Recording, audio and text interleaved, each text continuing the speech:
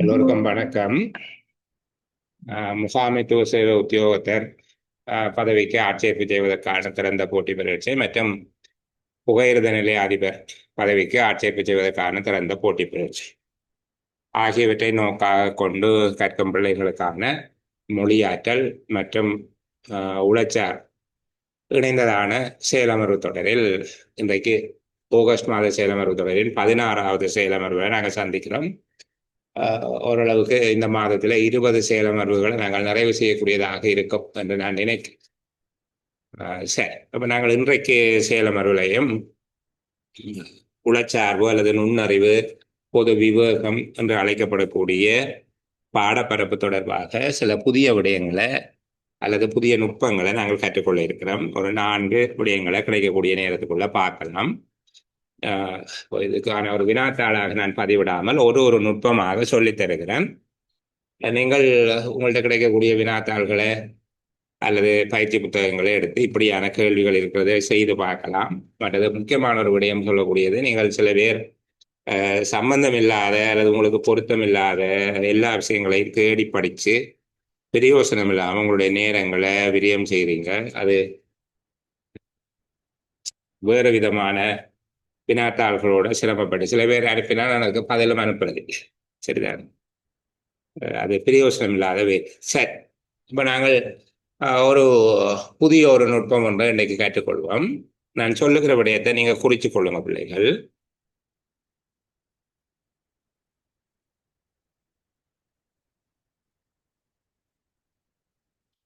நான் சொல்லுகிற விஷயத்தை எழுதி நீங்கள் நோட் பண்ணி எடுத்துக்கொள்ளுங்க.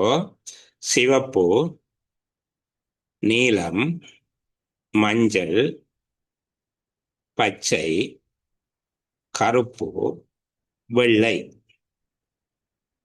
சிவப்பு, நீலம், மஞ்சள், பச்சை, கருப்பு, வெள்ளை எனும் ஒழுங்கில் தொடர்ச்சியாக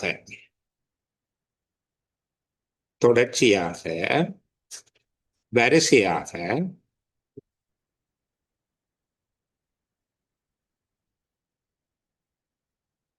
வர்ண கொடிகள் நாட்டப்பட்டுள்ளன.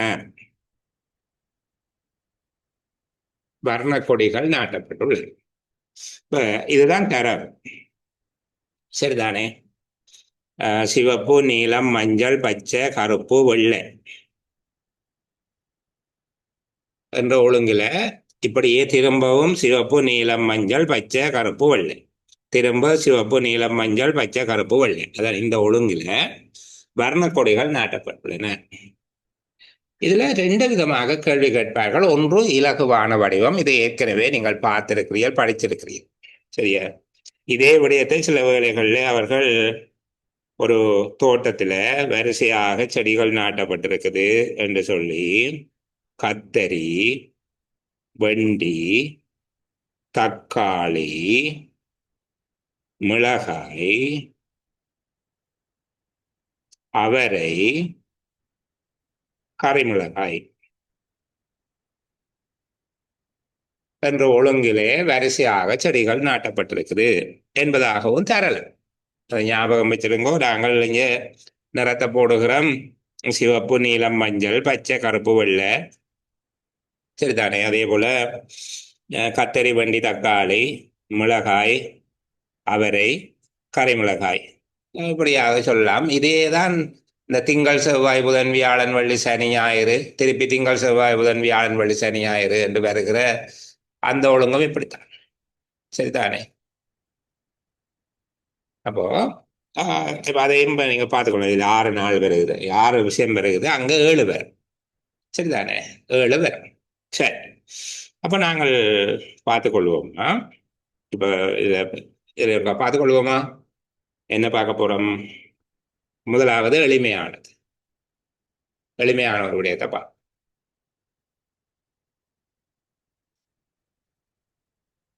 இந்த வரிசையில் 51வது கொடியின் நிறம் என்ன? இந்த வரிசையில் 51வது கொடியின் நிறம் என்ன? எப்படி காண்றது? இந்த வரிசையில 51வது கொடியினுடைய நிறம் எப்படி மஞ்சள். எப்படி காண்றது?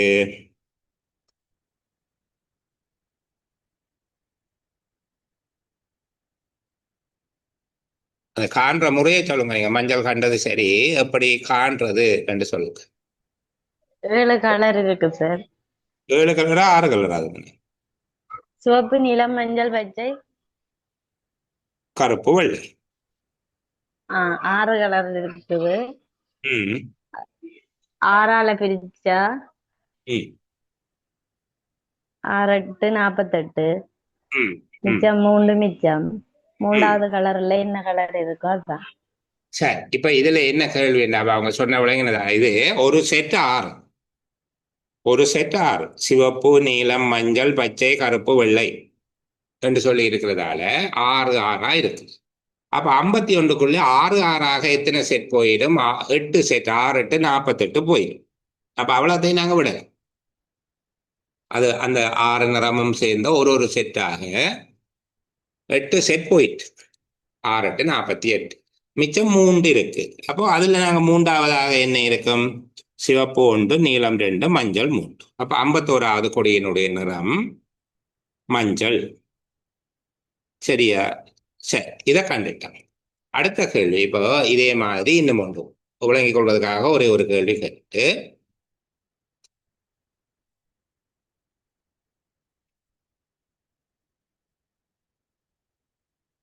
58வது கொடியினுடைய நிறம் என்ன?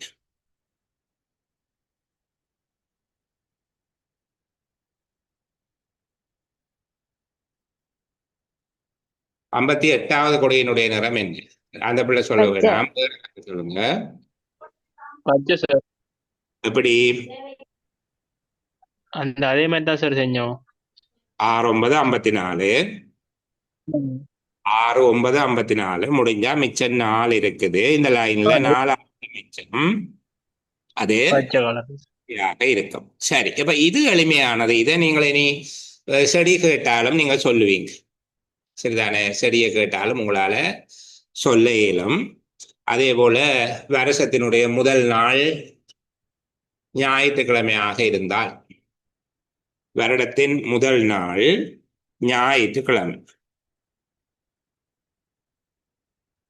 கண்டால் 100வது நாள் என்ன கிழமை? வருடத்தில் முதல் நாள் ஞாயிற்றுக்கிழமை என்றால் 100வது நாள் என்ன கிழமை?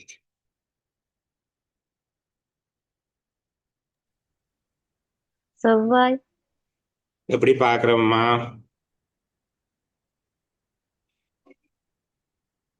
எப்படி பார்க்கிறோம்? 100 7ஆல பிரிப்போம். 7ஆல பிரிக்கிறோம். 7 1 7, 3 மிச்சம் 30, 7 4 28. மிச்சம் 2 நாள் மிச்சம். 14 கிழமை. ஓ சரி, 14 கிழமை 2 நாள் மிச்சம். அப்ப 2வது நாள் என்ன கிழமை? திங்கள், செவ்வாய். என் வருஷத்தின் முதல் நாள் ஞாயிற்றுக்கிழமை என்றுதானே நான் சொல்லி தந்தேன் நான். ஓ. அப்ப 2வது நாள் என்றா அடுத்த செட்டில் முதலாவது நாளா என்ன வேணும்? இந்த செட் எதுல தொடங்கும்? ஒவ்வொரு செட்டும் என்ன கிழமையில தொடங்குது? இங்கு சிவப்பு என்று தொடங்கினது போல ஒவ்வொரு செட்டும் என்ன கிழமையில தொடங்கும்? திங்கட்கிழமை. ஞாயிற்றுக்கிழமை சார். ஞாயிற்றுக்கிழமை. ஞாயிற்றுக்கிழமையில தொடங்கினா 2வது நாள் என்ன கிழமை? திங்கட்கிழமை. ஞாயிற்றுக்கிழமை வருஷத்தின் முதல் நாள் ஞாயிற்றுக்கிழமை என்று சொல்லி இருக்கணும். அப்போ இது ஞாயிறு, திங்கள், செவ்வாய், புதன், வியாழன், வெள்ளி, சனி, ஞாயிறு, திங்கள், செவ்வாய், புதன், வியாழன். இப்படி ஞாயிறு திங்களோட முடிஞ்சு, ஞாயிறு என்ற சனியோட முடிஞ்சு திருப்பி ஞாயிறுல தான் தொடங்கும் அடுத்த செட். வருடத்தின் முதல் நாள் ஞாயிற்றுக்கிழமை என்று தானே சொல்லி இருக்கிறோம். அப்ப 100வது நாள் என்று பார்க்கிற போது ஞாயிறுல இருந்து சனி மட்டும் ஒரு செட், அடுத்த ஞாயிறுல இருந்து சனி மட்டும் ஒரு செட், அப்படித்தானே பார்க்க போறோம். இப்ப நீங்க பிறகு முதலாவது நாளா திங்கக்கிழமையை மாத்துறீங்க. மாத்தினா விட பிழைக்கும் எல்லாம் விளங்குதா சொல்ற பிள்ளைகளுக்கு? சரி, இப்போ வருடத்தின் முதல் நாள் புதன்கிழமை என்று வச்சுக்கொள்ளும். வருடத்தின் முதல் நாள் புதன்கிழமை. 150வது நாள் என்ன கிழமையாக இருக்கும்?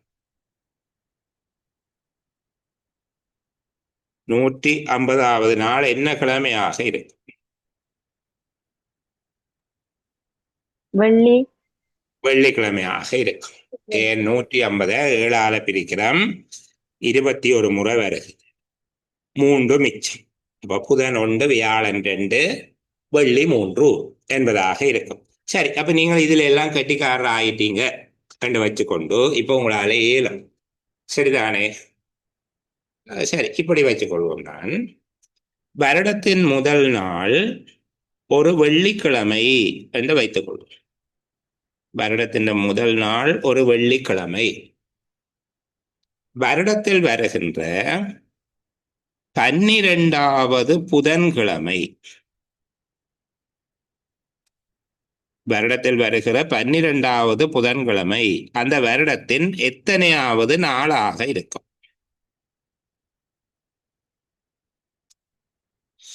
வருஷத்தின் முதல் நாள் வெள்ளிக்கிழமை என்று வச்சுக்கொள்ளுங்க. சரியா? இப்ப என்னுடைய கேள்வி, 12வது புதன்கிழமை எத்தனையாவது நாளாக இருக்கும்? வருஷத்தின் எத்தனையாவது நாள் அப்படி காண்றது?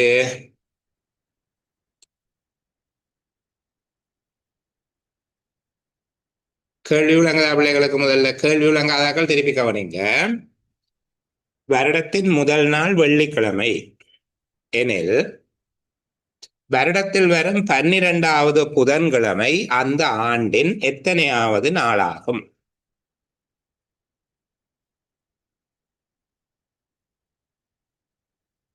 தொண்ணூறாவது நாள் சார். எப்படி பாக்குறீங்க? கொஞ்சம் விளங்கப்படுத்தி சொல்லுங்களே. அஹ், 12 கிழமையும் 7 நாள் படி 84 நாள் சார். சரி, சொல்லுங்க. பிறகு வெள்ளிக்கிழமையிலிருந்து அந்த புதன்கிழமை 12வது புதன்கிழமைண்டா 12 கிழமை முடியலடா தம்பி. 11 கிழமை முடிஞ்சது, 12வது கிழமையில தான் இந்த புதன்கிழமை வருகுது. விளங்குதா? நீங்க 13வது கிழமைக்கு போயிட்டீங்க. இது 12வது புதன்கிழமை என்றால் இது எந்த வாரத்துக்குள்ள, எத்தனையாவது வாரத்துக்குள்ள இருக்கும்? இது 12வது வாரத்துக்குள்ள இருக்கும், அல்லது 12வது செட்டுக்குள்ள இருக்கும். பிள்ளைகள், நான் சொல்லுகிறத கொஞ்சம் கவனிங்கடா.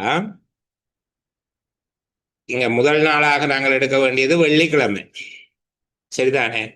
12வது புதன்கிழமை என்றால் இது எத்தனையாவது செட்டுக்குள்ள வரப்போகுது? எத்தனையாவது செட்டுக்குள்ள வரும்? ஒரு செட்டு 7 நாள். 12வது புதன்கிழமை எத்தனையாவது செட்டுக்குள்ள வரும்? 12வது செட்டுக்குள்ள வரும். 11 செட் முடிஞ்சது. அப்ப 11 செட்டில் 77 நாள் முடிஞ்சது, சரிதானே? நீங்கள் வார கணக்கெல்லாம் கணக்கு பண்ண தேவையில்லை. 12வது புதன்கிழமைன்னு கேட்கிற போது உங்களுக்கு தெரியணும் 11 செட் முடிஞ்சது. அப்ப 77 முடிஞ்சது. இனி வெள்ளிக்கிழமையிலேருந்து புதன்கிழமை மட்டும் என்ன வேணும்? அங்காளே என்ன 77 முடிஞ்சது, அப்படித்தானே? அப்ப நீங்கள் 78 வெள்ளிக்கிழமை, 79 சனி, 80 ஞாயிறு, 81 திங்கள், 82 செவ்வாய், 83 புதன். விளங்குதோ சொல்றது? 77 நாட்கள் முடிஞ்சது. அதுக்கு பிறகு 1 வெள்ளி, 2 சனி, 3 ஞாயிறு, 4 திங்கள், 5 செவ்வாய், 6 புதன். அப்ப 77ஓட 6 கூட்டுறீங்க, 77 6 83 நாள், 83வது நாளாக இருக்கும். சரி, இது விளங்கினால் நான் இன்னும் ஒன்று சொல்லுகிறேன், கொஞ்சம் கவனிப்போம், சரிதானே? வருடத்தின் முதல் நாள் செவ்வாய்,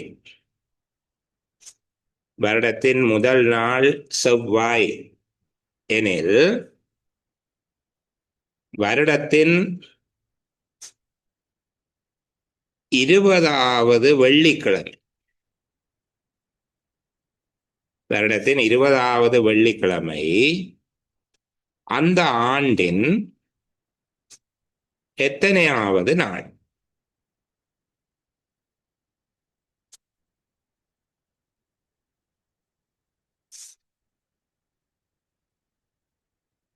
வருடத்தின் முதல் நாள் செவ்வாய்க்கிழமை எனில் அந்த வருடத்தில் வருகின்ற 20வது வெள்ளிக்கிழமை அந்த ஆண்டில் எத்தனையாவது நாளாக இருக்கும்?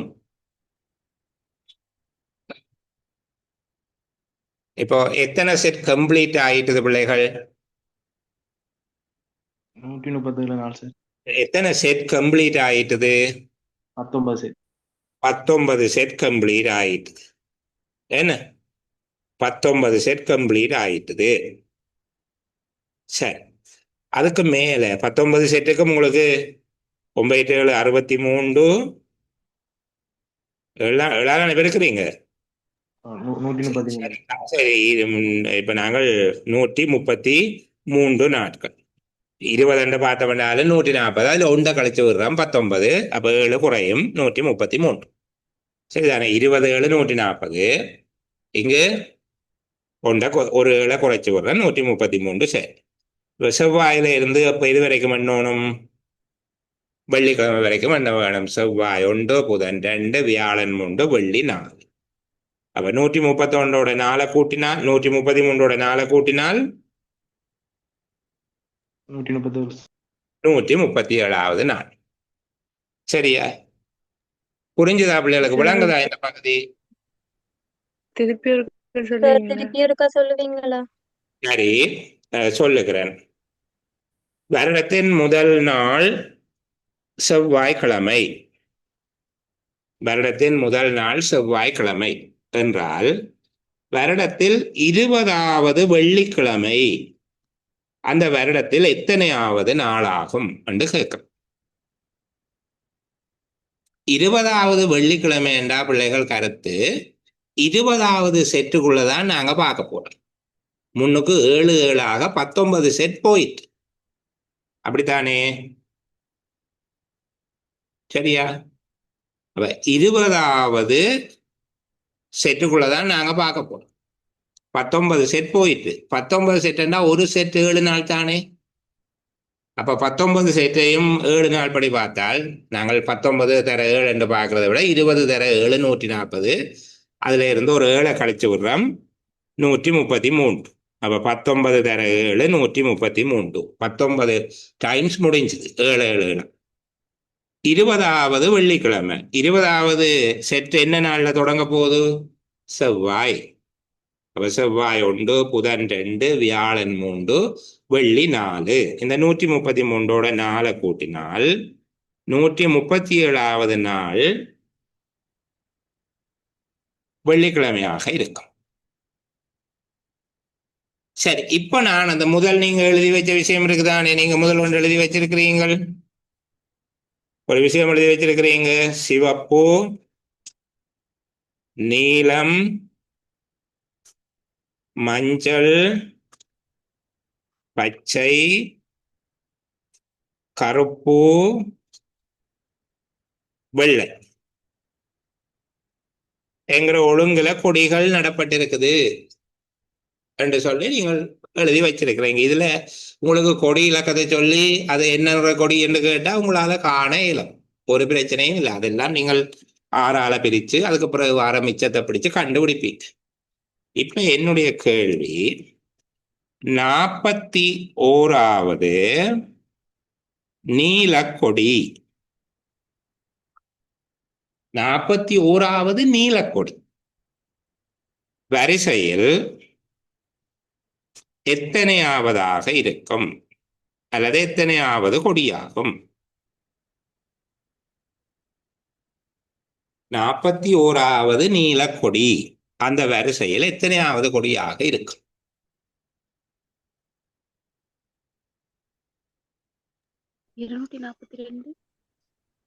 242. சரி, பாப்போம் எப்படி கண்டுபிடிக்கிறீங்கன்னு கொஞ்சம் உங்களுக்கு விளங்கக்கூடியதா சொல்றீங்களா? 41வது வரிசையில தானே சார் கேட்டிருக்காங்க. ம். அப்ப அதுல இருந்து ஒரு வரிசையை கழிச்சோம்னா 40வது 40 செட் கம்ப்ளீட் ஆகிட்டு. ஓ, அதுல 40 செட்டும் 6 படி 240 கம்ப்ளீட் ஆயிட்டு, அப்படித்தானேம்மா? ஓம் சார் 240 முடிஞ்சது. 41வது செட்டில் நீளம் எத்தனையாவதுன்னு பார்க்க வேணும். சிவப்பு 1, நீளம் 2. ஆகவே 240ஓட அந்த 2 கூட்டி 242வது கொடி என்று காணுகிறோம். இப்ப விளங்குச்சுதா பிள்ளைகள்? இதே டெக்னிக் தான் அந்த கிழமை கணக்கு. இங்க 6னுடைய செட்டை பார்த்தினாங்க, அங்க 7 பார்த்தோம், சில வேளை 5லையும் வரலாம், அது பிரச்சனை இல்லை. சரிதானே? இப்ப புரிஞ்சுதா பிள்ளைகளுக்கு?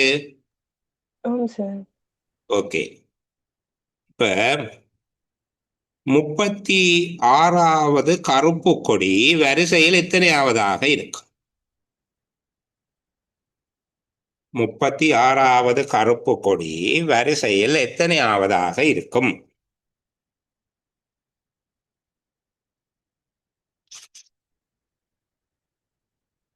இருநூற்றி 215 பார்ப்போம். சரிதானே? இப்ப முதல் 35 செட் முடிஞ்சது. 35 தர 6 210. 35 தர 6 210 முடிஞ்சது. இப்போ 36வது செட்ல பார்க்க போம். கருப்பு கொடி. சரிதானே? சிவப்பு 1, நீலம் 2, மஞ்சள் 3, பச்சை 4, கருப்பு 5. அப்ப 210ஓடு அந்த 5 சேர்க்க 215வது கொடி. சரியா? நீங்க அப்படியா சொன்னீங்க விட? ஓம் சார். சரி, கிரேட். சரி, அப்ப இப்படியான கேள்வி ஒரு டெக்னிக் சொல்லி தந்தாச்சு. இனி திரும்ப நாங்கள் அதை பற்றி கதைக்க மாட்டோம். சரியா? சரி, அடுத்தது நான் பிள்ளைகளுக்கு இன்னொரு கேள்வி சொல்லுகிறேன், அதை குறிச்சு கொள்ளுங்க. நான் ஒன்றும் எழுதி காட்டே இல்லை பாருங்க, இப்ப சும்மா தான் கதைக்கும். 7 வரைக்கும் எழுதி கணக்கு செய்கிறத தவிர்ப்போம். சரி, கொஞ்சம் கூட்டுற கலைக்கிற பிரிக்கிறத எழுதுவோமே தவிர அதுக்கு எல்லாம் பெரிய செய்ய வழி எல்லாம் போட்டு செய்யாத கணக்குகளாக கொஞ்சம் பார்த்துக்கொள்வோம். சரி, பார்த்துக்கொள்வோம் பிள்ளைகள்.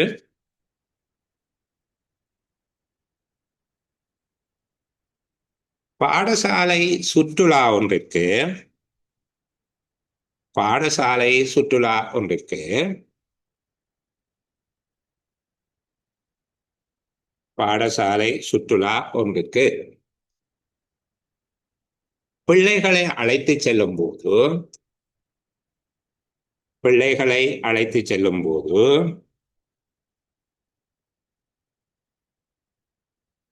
5 பிள்ளைகளுக்கு ஒரு பெற்றார். 5 பிள்ளைகளுக்கு ஒரு பெற்றோர்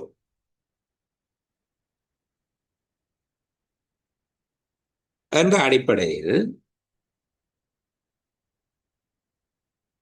5 பிள்ளைகளுக்கு ஒரு பெற்றோர் என்ற அடிப்படையில் அழைத்து செல்லப்பட்டது. 5 பிள்ளைக்கு ஒரு பெற்றோர் என்ற அடிப்படையில் அழைத்து செல்லப்பட்டனர்.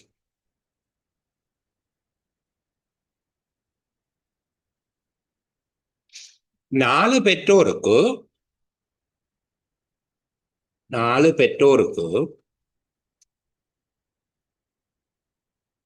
ஒரு ஆசிரியர். 4 பெற்றோருக்கு ஒரு ஆசிரியர். 4 பெற்றோருக்கு ஒரு ஆசிரியர் என்ற விகிதத்தில் ஆசிரியர்களும் சுற்றுலாவில் பங்கு கொண்டனர். 4 பெற்றோருக்கு ஒரு ஆசிரியர் என்ற அடிப்படையில் ஆசிரியர்கள் சுற்றுலாவில் பங்கு கொண்டனர். சுற்றுலா சென்றவர்களின் எண்ணிக்கை 150 எனில் சுற்றுலா சென்றவர்களின் எண்ணிக்கை 150 எனில்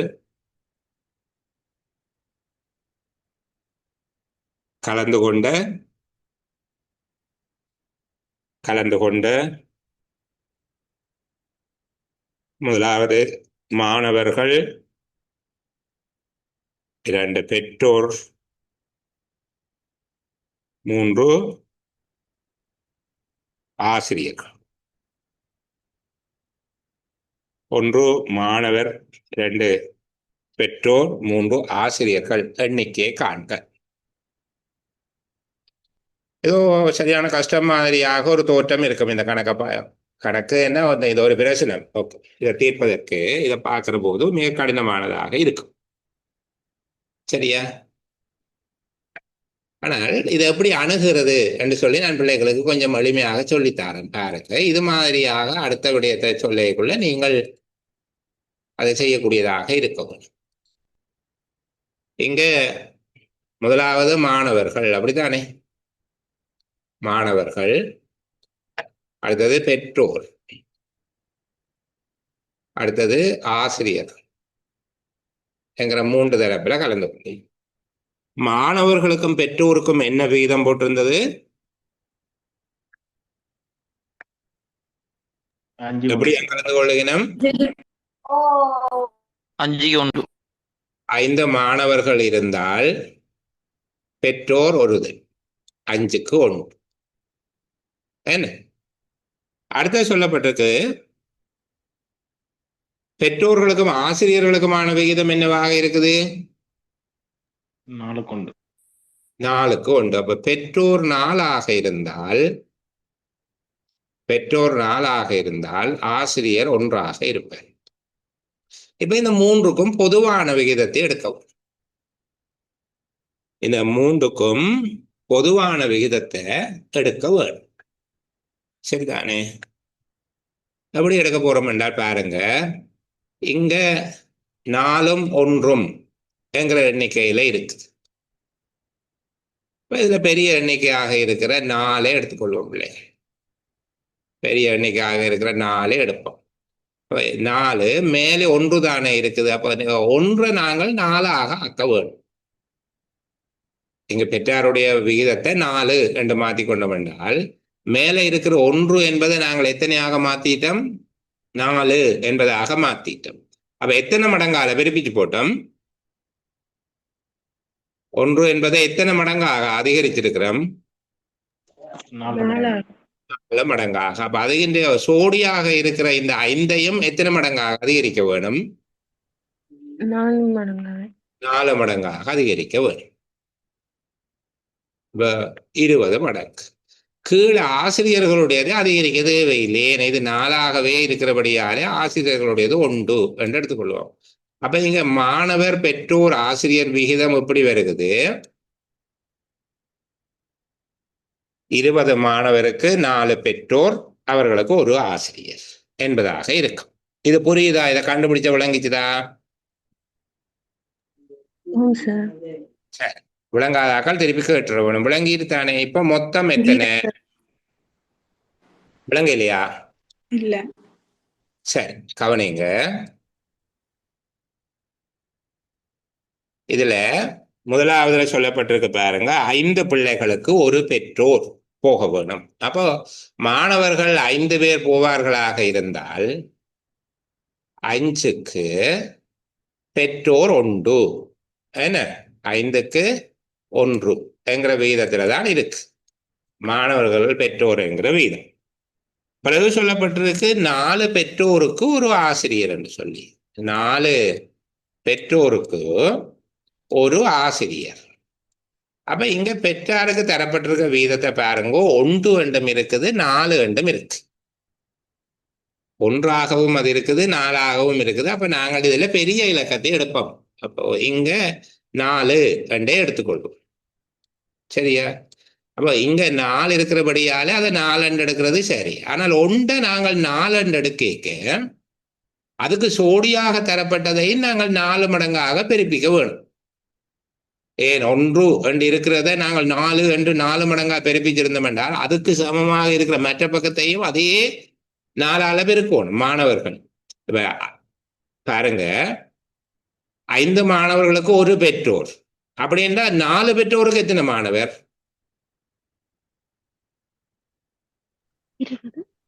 20 என்று அதை எழுதிக்கொள்ள வேண்டும். முதல் 1 பெற்றோருக்கு 5 மாணவர் இருந்தது. ஆகவே பெற்றோரை 4 ஆக்குற போது மாணவர்களுடைய எண்ணிக்கை என்னவா மாறிடும்? 1 பெற்றோருக்கு 5 மாணவர் என்றால் 4 பெற்றோருக்கு 20 மாணவர். இங்க பெற்றோர் 4ஆகவே இருக்கணும். 4 பெற்றோருக்கு எத்தனை ஆசிரியர்கள் இருக்கணும்? அது 1. அது மாதிரி. சரியா? அப்ப மொத்தமா எத்தனை பங்கு இங்க இருக்குது? 25 பங்கு. மாணவர்கள் 20 பங்கு, பெற்றோர் 4 பங்கு, ஆசிரியர் ஆசிரியர்கள் 1 பங்கு. டூர் போனாக்கள் எத்தனை பேர்? 150. 150. 150 பேர் இருக்கு. சரிதானே? 150 பேர். அப்ப 150 பேர்ல நாங்கள் 25 பங்கம் தானே 150. 25 பங்கு தான் 150. அப்ப 1 பங்கு எவ்வளவு? 6. 1 பங்கு 6. அது புரிஞ்சுதா? அப்ப மாணவர்கள் எத்தனை பேர்? மாணவர்கள் எத்தனை பங்கு? 6 பங்கு. 6 பங்கு. Sorry. 6 பங்கு 20 பங்கு சார் மாணவர்கள். மாணவர்கள் 20 பங்கு. ஆகவே 20 தர 6 120.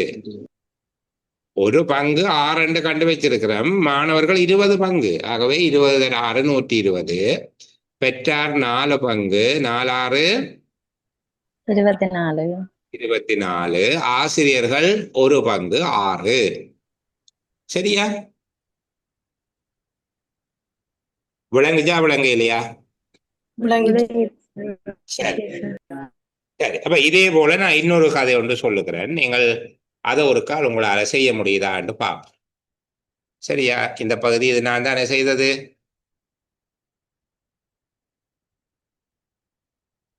சரி, இப்ப நீங்க எழுதுங்க. ஏ மற்றும் பி என்பவர்களின் சம்பள விகிதம் ஏ மற்றும் பி என்பவர்களின் சம்பள விகிதம் 2:3. ஏ பி ஏ மற்றும் பி என்பவர்களின் சம்பள விகிதம் 2:3.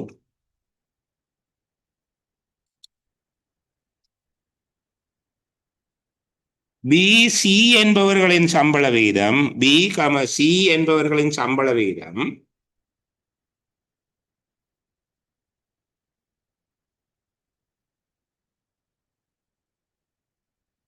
பி சி என்பவர்களின் சம்பள விகிதம் 4:3.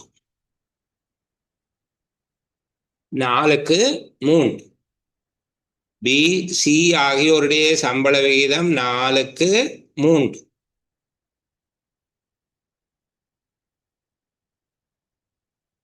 ஏயிலும் பார்க்க பி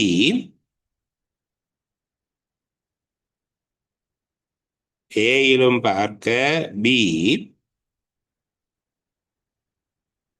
10,000 ரூபாய் அதிக சம்பளம் பெறுவார். ஏயிலும் பார்க்க சி பி அல்ல, சாரி, ஏயிலும் பார்க்க சி ஏயிலும் பார்க்க சி 10,000 ரூபாய் அதிக சம்பளம் பெறுவார். நீங்க காண வேண்டியது 3 பேருடைய சம்பளம். ஏயின் சம்பளம் யாது, பியின் சம்பளம் யாது, சியின் சம்பளம் யாது?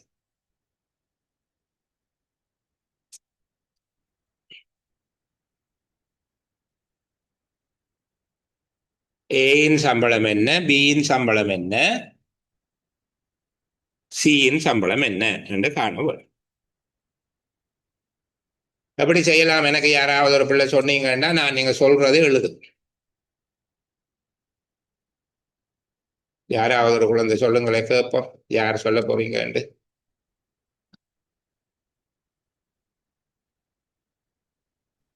ஓகே, மௌயூத் வந்திருக்கிறார். நாங்கள் அவர்கிட்ட கேட்போம். சரி, சொல்லுங்க. அப்போ எப்படி எழுதுறது? நீங்க சொல்ற மாதிரியே நான் எழுதுவேன். சொல்லுங்க.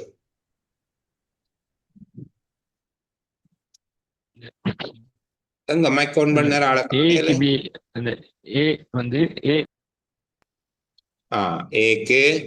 பி எழுதுறது. சரி, நான் எழுதிட்டேன். ஏக்கு பி சொல்லுங்க. உரிய ஆக்களுக்கு கீழே அவங்களோட விகிதம் பேய்க்கு கீழே 2,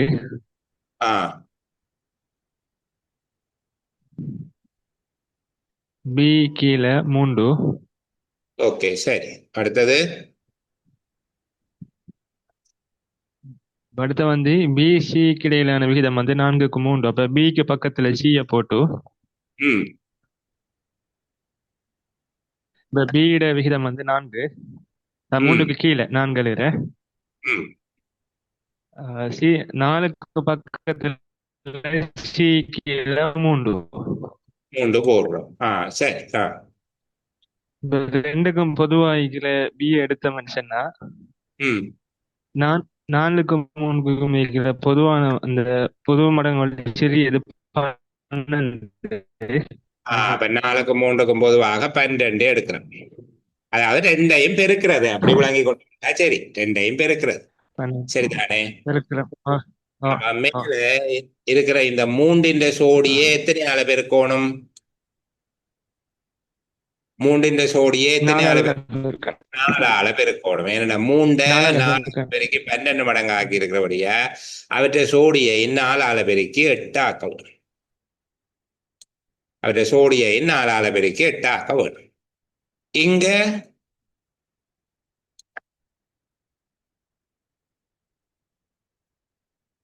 4 12 ஆக்கி இருக்கிறோம். எத்தனை ஆளை பெருக்கி 12 ஆக்கி இருக்கிறோம்? 3 சார். 3 ஆளை பெருக்கி 12 ஆக்கி இருக்கிறோம். ஆகவே 4னுடைய சோடி அவரை எத்தனை ஆளை பெருக்கணும்? 3 4 3ஆல பெருக்கினபடியால 4னுடைய சோடியையும் 3ஆல பெருக்கணும். 9. சரிதானே? அப்ப இப்ப இந்த விகிதம் 8க்கு 12க்கு 9 வந்து 8க்கு 12க்கு 9. ஒரு தகவல் தந்திருக்கிறார். என்ன தகவல் தந்திருக்கிறார் எங்களுக்கு? ஏயிலும் பார்க்க சி 10,000 கூட. என்றால் என்ன கருத்து? ஏ 10,000 எடுத்தா சி 20,000 எடுத்திருப்பார். இல்ல. சரி, வேற விதமாக சொல்லுங்க. ஏயிலும் பார்க்க சி 10,000 கூட எடுக்கிறார் என்பதனுடைய கருத்து என்ன? சீல பங்குல இருந்து ஈர பங்கு கழிச்சு வர வித்தியாசம் சார். சீனுடைய பங்கு எத்தனை வந்திருக்குது? 9 பங்கு. 9 பங்கு வந்திருக்கு. இவருடைய பங்கு எத்தனை வந்திருக்குது? 8 பங்கு. 8 பங்கு வந்திருக்கு. அப்ப மறைமுகமாக அவர் எங்களுக்கு ஒரு தகவல் தந்திருக்கிறார். என்ன தந்திருக்கிறார்? ஒரு பங்கு 10,000. ஒரு பங்கு 10,000 என்று தந்திருக்கிறார். ஒரு பங்கு 10,000 என்று சொல்லி அவரையே கண்டுபிடிச்சு தந்திருக்கிறார். நீங்க ஒன்றும் பிரிச்சு காண தேவையில்லை. பிறகு எல்லாத்தையும் கூட்டி பிரிச்சு ஒன்றும் செய்ய தேவையில்லை. சரிதானே? ஒரு பங்கு 10,000 என்று தந்திருக்கிறார். ஆகவே ஏயினுடைய சம்பளம் எவ்வளவாயிருக்கும்? 80,000. பியினுடைய சம்பளம் 1,70,000. 120,000 அல்ல 1,20,000. சியினுடைய சம்பளம் 90,000. 90,000. சரிதானே? சரி, பிள்ளைகளுக்கு இதுல வச்சுக்கொண்டு ஒரு விடயத்தை ஒரு கணிதம் சார்ந்த விடயம் ஒன்று சொல்லி தந்துட்டு போகிறேன். இந்த இப்ப லட்சம் எல்லாம் சொல்லுங்க. 9 என்னன்னு வந்து 9 வந்ததம்மா. இந்த 4 மேல இருக்கிற 3ஆல பெருக்கி 12 வர பண்ணினாங்க. அப்ப 4னுடைய சோடியையும் எத்தனை ஆள பெருக்கணும்?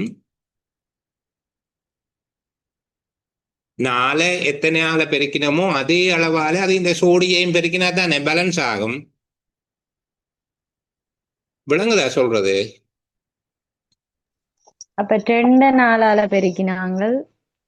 2 4ஆல பெருக்கினாங்க. ஏனென்றால் ஏன் 2 4ஆல பெருக்கினாங்க? 2னுடைய சோடியான 3 நாங்கள் 4ஆல பெருக்கினதன் காரணமாக 2னுடைய சோடி 3 4ஆல பெருக்கித்தான் கீழே 12 போட்டிருக்கிறோம். ஆகவே 2ஐயும் 4ஆல பெருக்கிறோம். அதே போல 4ஆல பெருக்கலாம் சார். ஏன் நம்ம 4ஆல பெருக்கணும்? நாங்கள் விளங்கையில 4 நாங்கள் 4ஆல பெருக்கி 4ஆலாம் பெருக்கினாங்க 12 வந்தது. 2 4ஆல பெருக்கினாங்க. ஏய வந்து 4ஆல பெருக்கினாங்க 8 வந்தது. பிய வந்து 4ஆல பெருக்கினாங்க 12 வந்தது. சிய மட்டுமே சார் 3ஆல பெருக்கிறோம்.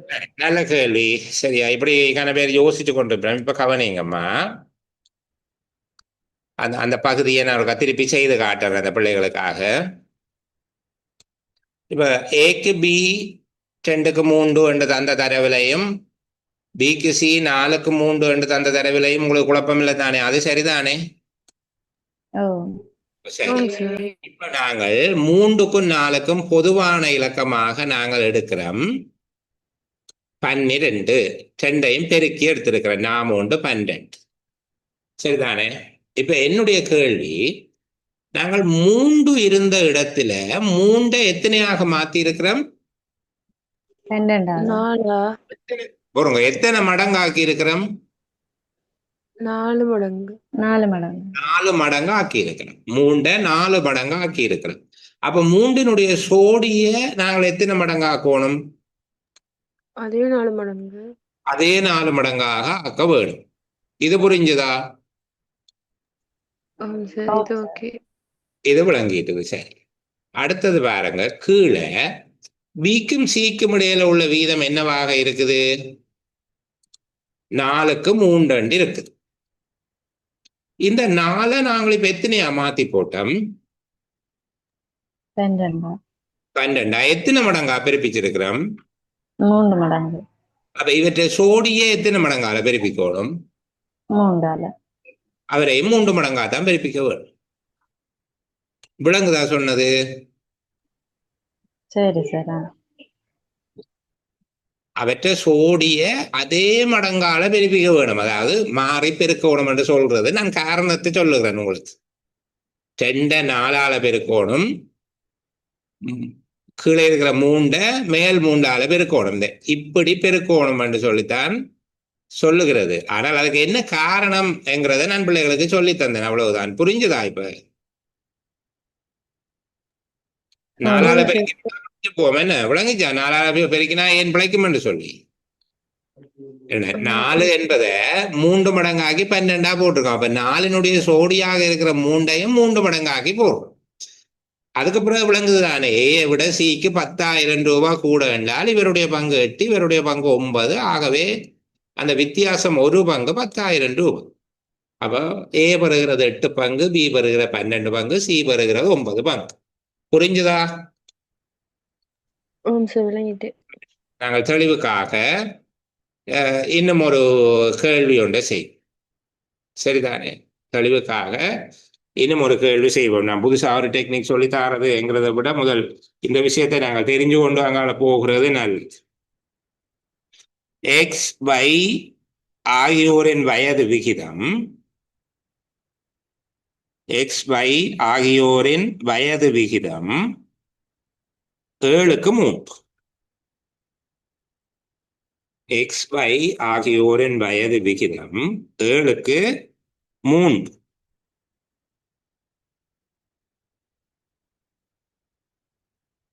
எக்ஸ் சட் ஆகியோரின் வயது விகிதம் எக்ஸ் சட் ஆகியோரின் வயது விகிதம்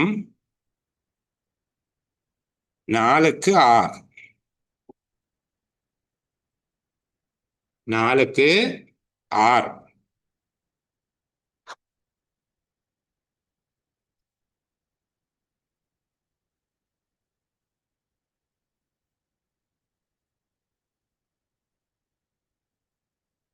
நாலுக்கு 6.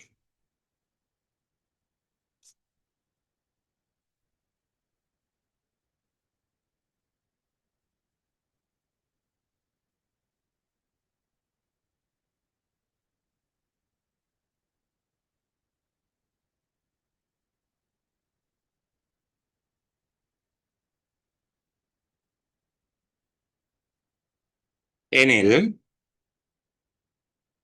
எனில்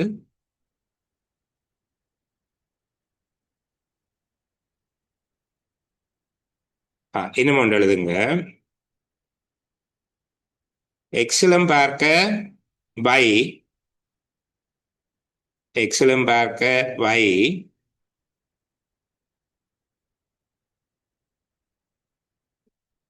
16 வயது குறைந்தவர். எக்ஸிலும் பார்க்க y 16 வயது குறைந்தவர். எக்ஸிலும் பார்க்க y 16 வயது குறைந்தவர் எனில் மூவர்னதும் வயதை காண்க. Z 42, X 28, Y 12. சரி, அதுல அப்படியே வயது வார மாதிரியாகத்தான் நான் சொல்லியிருந்தேன். கவனிங்க பிள்ளைகள். கொஞ்சம் விளக்கத்துக்காக இடம் மாற்றி சொல்லியிருந்தேன் நான்.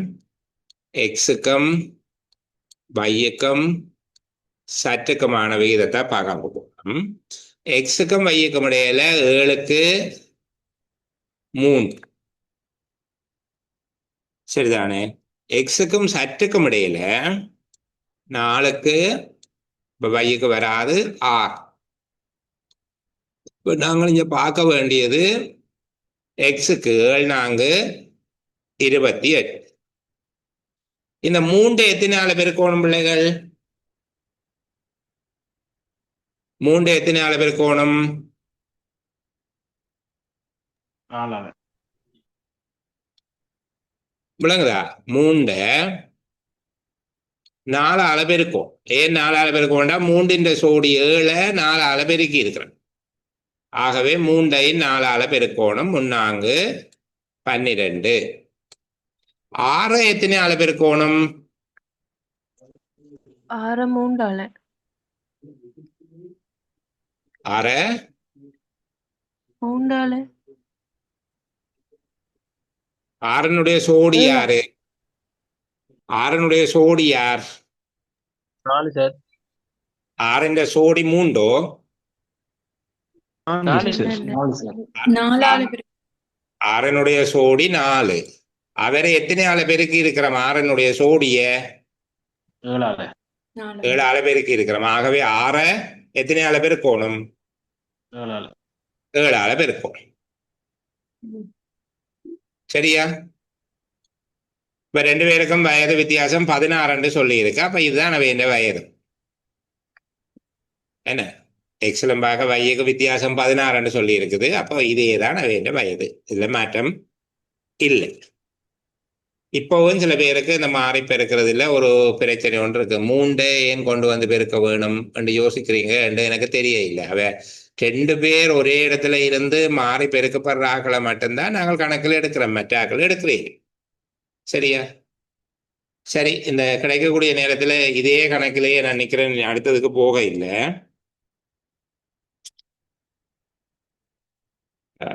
ஒன்று குறிச்சு கொள்ளுங்க.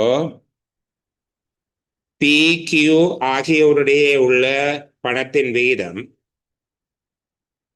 PQ ஆகியோருக்கிடையே உள்ள பணத்தின் விகிதம் 3க்கு 5. PQ ஆகியோருக்கிடையே உள்ள பணத்தினுடைய விகிதம் 3க்கு 5.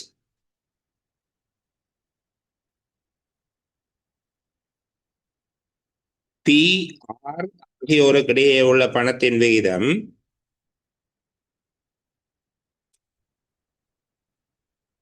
4க்கு 6.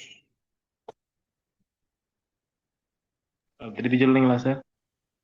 PR ஆகியோரிடையே உள்ள பணத்தின் விகிதம் 4க்கு 6.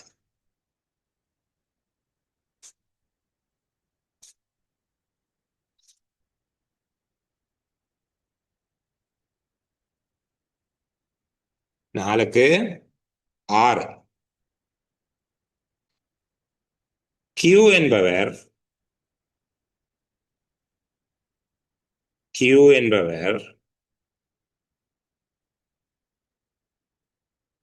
ஆரலம் பார்க்க ஆர் என்பவர்களும் பார்க்க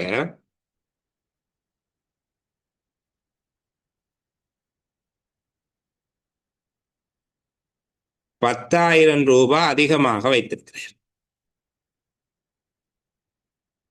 Q என்பவர் ஆர் என்பவர்களும் பார்க்க 10,000 ரூபாய் அதிகமாக வைத்திருக்கிறார்.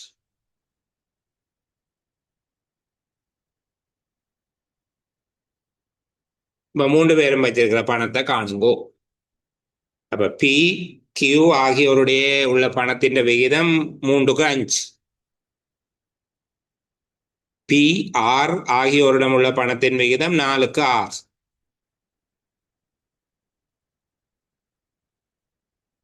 ஆறிலும் பார்க்க கியூடம் 10,000 ரூபாய் அதிகமாக இருக்கு. 3 பேரும் வைத்திருக்கிற பணத்தொகையை காணுங்கோ என்று சொல்லி கேட்கிறார்.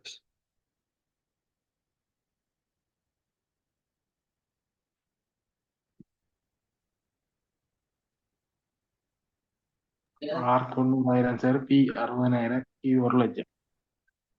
செய்து பார்ப்போமா?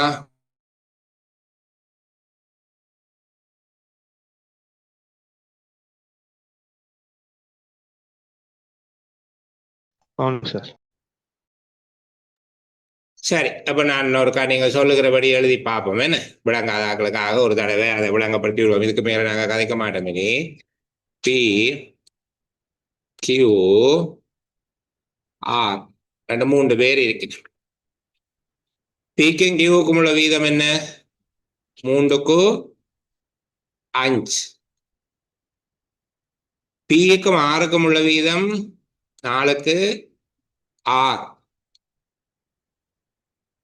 அப்ப இங்க நாங்கள் ரெண்டையும் பெருக்கி பார்க்கிறோம். பிக்கு 12.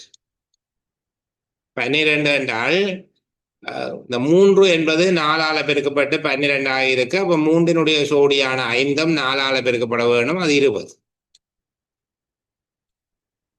4 என்பது 3ஆல பெருக்கப்பட்டு 12 ஆகியிருக்கு. 4னுடைய சோடி 6, அதுக்கும் 3ஆல பெருக்கப்பட வேணும், 3 6 18. அப்ப கியூவிலும் பார்க்க 6 என்கிறவர் 2 பங்கு கூடுதலாக காசு வச்சிருக்கேன்.